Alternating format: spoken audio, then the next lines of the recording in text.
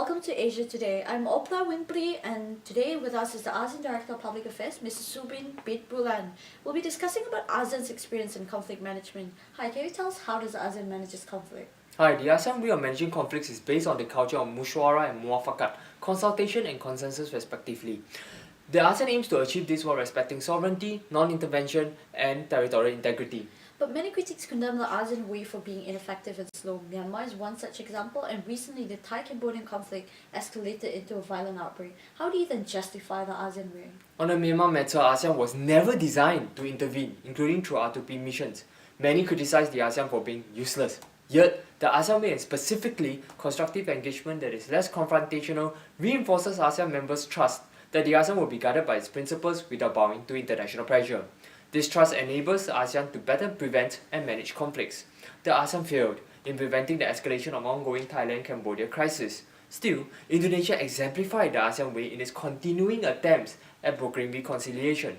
Indonesia's proactiveness reassures other members of the ASEAN's responsibility and relevance in tackling conflicts.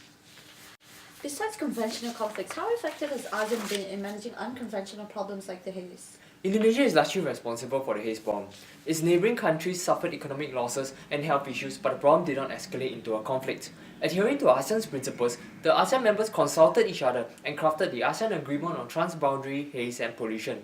The agreement is to coordinate their efforts in monitoring sources of forest fires and to assist Indonesia when needed. This shows that members want to better manage potential sources of conflict through ASEAN. This region is becoming attractive to big powers, especially for economic and security reasons, and this creates a prospect for big power rivalry. What can ASEAN do in this context? The Spratly Islands dispute is one of the most prominent conflicts involving ASEAN members and the big powers, especially China. There has not been any military clash amongst members, despite the claimant states retaining their military presence in the area. This can partly be credited to the ASEAN's way for peaceful settlement. China's assertiveness threatens ASEAN members, but ASEAN members collectively managed to pressure China to participate in AIF dialogues. This checks China's assertive and possibly violent encroachment into the region. China is unlikely to cooperate if ASEAN members act individually. Moreover, China is willing to engage with ASEAN because of its reputation in upholding its principles of sovereignty. ASEAN's open door policy encourages a balance of power in this region. A rising China with its naval projection in South China Sea in recent years has ASEAN members courting the US to engage the region. The ASEAN notes that at the 2010 ASEAN Summit, the US Secretary of State Hillary Clinton claimed that the US is interested in the South China Sea affairs and that it is returning to the region. The United States is back in Southeast Asia. President Obama and I believe that this region is vital to global progress, peace, and prosperity. And we are fully engaged with our ASEAN partners on the wide range of challenges confronting us. ASEAN's power play ensures that it is not held hostage by any power and that it manages China's and the US ambitions which may be conflictual.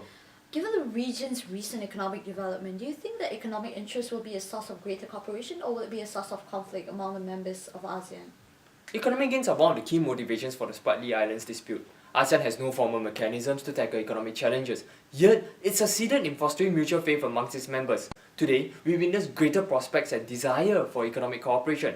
Take the AFTA. Many claim that it is cosmetic, but the region's 5 most developed states reduced their tariffs to a figure that is less than 5%. This created a free trade area. Intra-ASEAN trade is also increasing. Since each member has a stake in each other's well-being, members are more motivated to better avoid or manage conflicts. Thank you for giving us an alternative view on how ASEAN actually manages conflict. My pleasure.